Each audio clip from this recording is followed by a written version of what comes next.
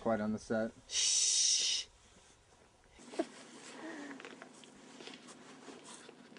So tell me what it was like to come from Alaska to the LaSalles.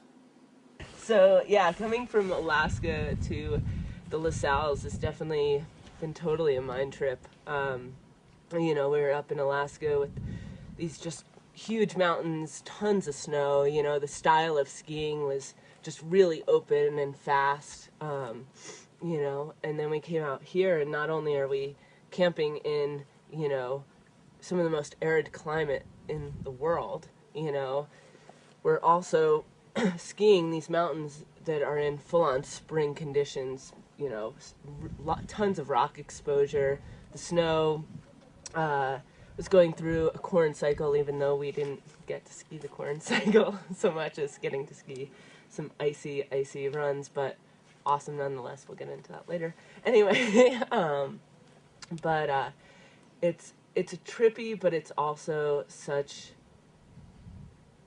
it's just so incredible to be living a life where one day you're in some of the biggest mountains in the world, and a few days later you're in this other complete extreme environment, which is the desert landscape, and something that I've always felt super connected to. So I've gotten to kind of get both of my both of the environments that I feel most connected with within a week, which is awesome. You get out here and, we didn't know what to expect. We didn't have much expectation other than we were hoping that there would be enough snow that we could ski some pretty new lines. And we got out here the first day and we just followed through with a game plan. We went up and we scoped out our zone. We found some really cool lines that got us all inspired completely and utterly, without hesitation. We wanted to go ski that stuff, and the next morning we woke up at 5 a.m., left our beautiful desert campsite in the dark, and put ski pants on, which is always a trip. If you've never put ski pants on in 60-degree desert weather, give it a whirl.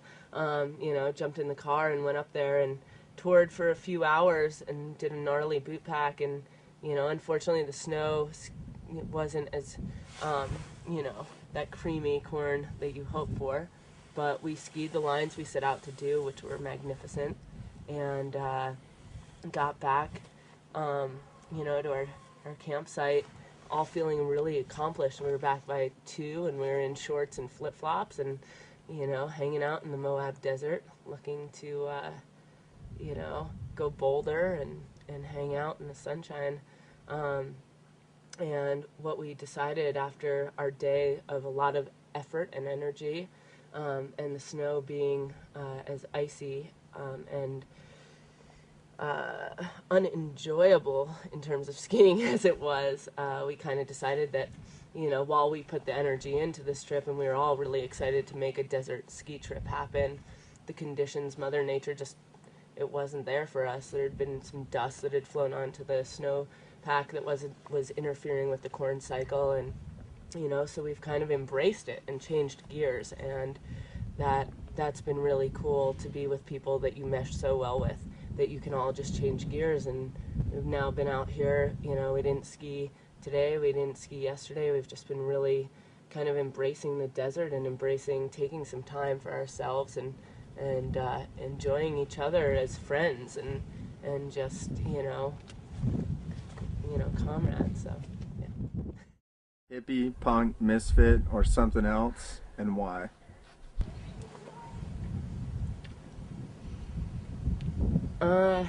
Well, I'd say, for most people, they'd probably categorize me as a hippie. I don't eat meat. I don't eat dairy.